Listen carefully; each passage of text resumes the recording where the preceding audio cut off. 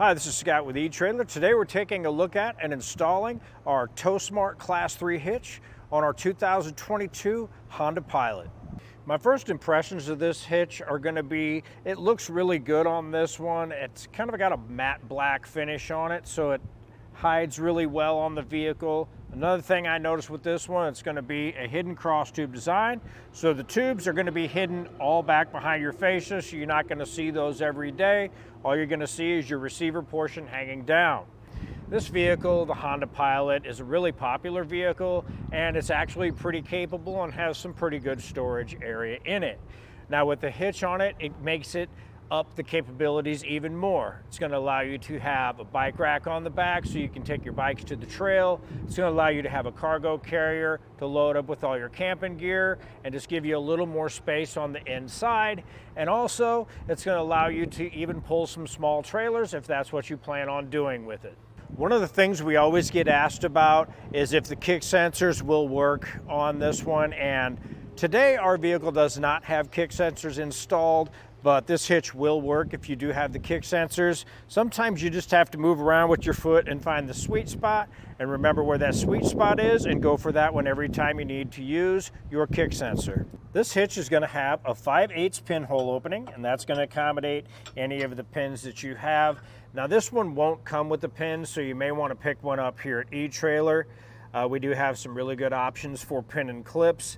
Another good option for these is going to be your locking pin. That's going to be a pin that will lock in place, and anytime you put any of your accessories on, say like your bike rack, you have your nice bike rack on there and you're down the trail, it's going to lock it in place and make it so no one can take that off while you're down the trail.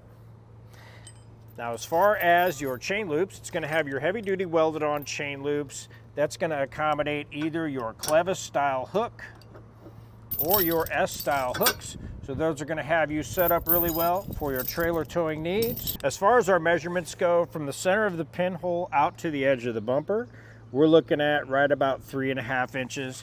And with that measurement, you'll be able to decide that if any of your accessories that fold up will make any contact with the back of your vehicle.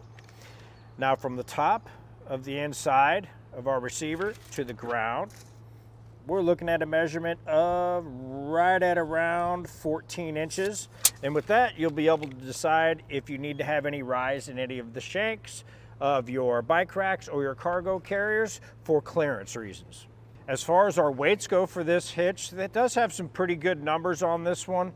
This one's going to have a tongue weight rating of 900 pounds, and that's going to be the weight of your bike racks or your cargo carriers and everything loaded down on top of those. So that's a pretty good number for that.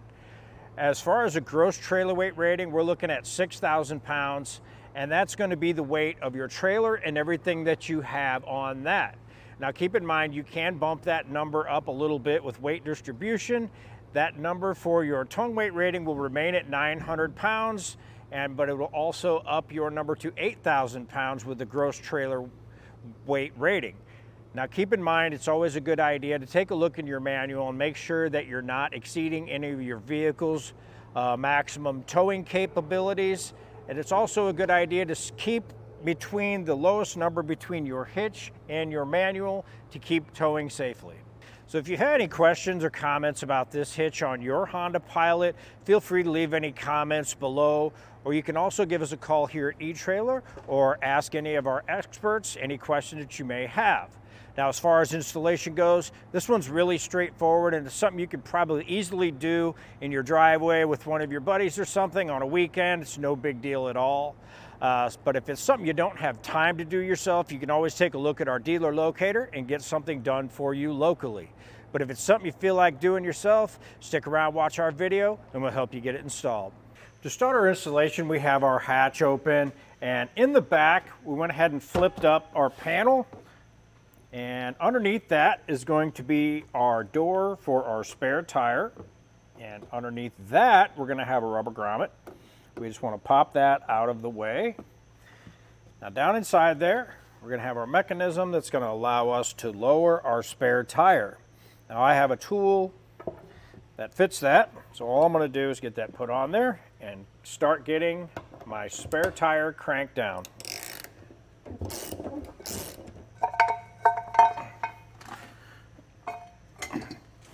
push through this part. Now we can pull our spare tire out of the way. With the spare tire out of the way, we can get up underneath of the vehicle, and right here we're going to have 3 weld nuts on each side, and what I like to do is take a tube brush and just run those up through the holes, and what that's going to do is clean those out, any kind of dirt, debris, or rust, and we'll do that on both sides. And then after I do that, I like to take a little penetrating spray and just squirt that in there. That's also going to help clean those out and make it a little bit easier for our hardware to go in. After those are cleaned out, I like to come back through and take my hardware and just run that through a few times just to make sure when I get the hitch lifted into place that I'm not going to have any issues with my hardware when I get it held up there. With an extra set of hands, Greg's going to help me lift our hitch in place. Now, as far as our hardware goes, we're going to have a conical tooth washer that comes in the kit. We want to make sure that our teeth are facing the hitch when we put our hardware up.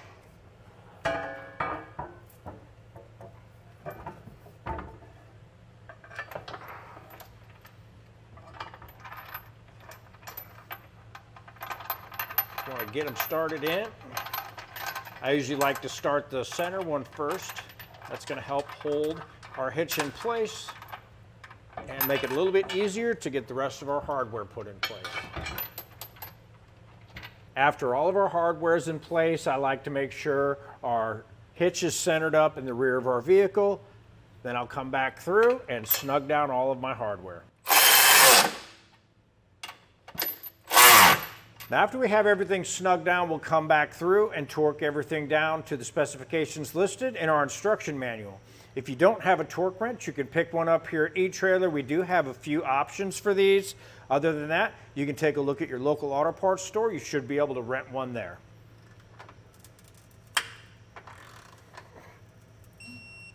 Now we can get our spare tire put back in place.